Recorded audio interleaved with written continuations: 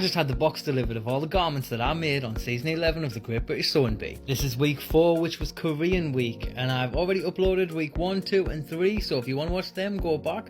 But I've got Gladys down, so let's try them on. Challenge 1 this week was the pattern challenge, and that was a jagori, and I don't know if you've watched the Sewing Bee, but I had a bit of a nightmare. The jagori is a traditional Korean garment that's been around for years. Like most fashion that's been around for years, it's been through a certain amount of changes, but I believe this was more traditional that we made. For this challenge, we were asked to pick fabric that represented us, so I wanted this pale teal colour, and then I wanted something vibrant as the accent. Most of it was sewn pretty well. Look at those corners, like crisp, but I had a real problem with getting the collar straight. You can see it was a mess, but other than the collar, it was pretty much well sewn, and the guest judge that day, Yu Don Choi, he was really complimentary. Challenge 2 was a transformation challenge when we're given taekwondo outfits. This is really close to my heart because I'm actually a black belt third dan in taekwondo, but that was many years ago. I wanted to stick close to the Korean theme of the episode and wanted to do a K-pop outfit for a female. I had so many messages on social media about this garment, how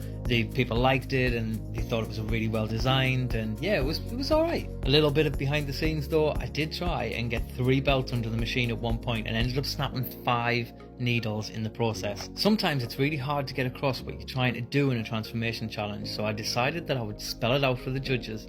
I decided to cut up the taekwondo belts to spell out K-pop across the backside. I'm really glad that I did, because Patrick did comment on it saying that he really liked how I'd used the belts to spell out the words. This was definitely my favourite challenge of the day, but we're moving on to the made to measure now. So we had to design something that was inspired by a traditional Korean garment, the cholik. Now please don't ask me what I was thinking when I decided to use a quilted fabric for something like this. The issue I had was I found the fabric in an outlet store and thought, oh my god, that is amazing, and I loved the way it felt. It was like velvet, beautiful, but it certainly wasn't meant to be made into a collar and certainly wasn't meant to be pleated. But even though I'd made a fatal error of picking the wrong fabric, I ploughed on anyway, and I think it turned out alright. Looking from a distance, yeah, it was good. I didn't get a lot of pleats done, but it did create that shape that I wanted, the little bell shape. I'm not gonna lie, this wasn't my favourite week and I definitely didn't do as well as I hoped.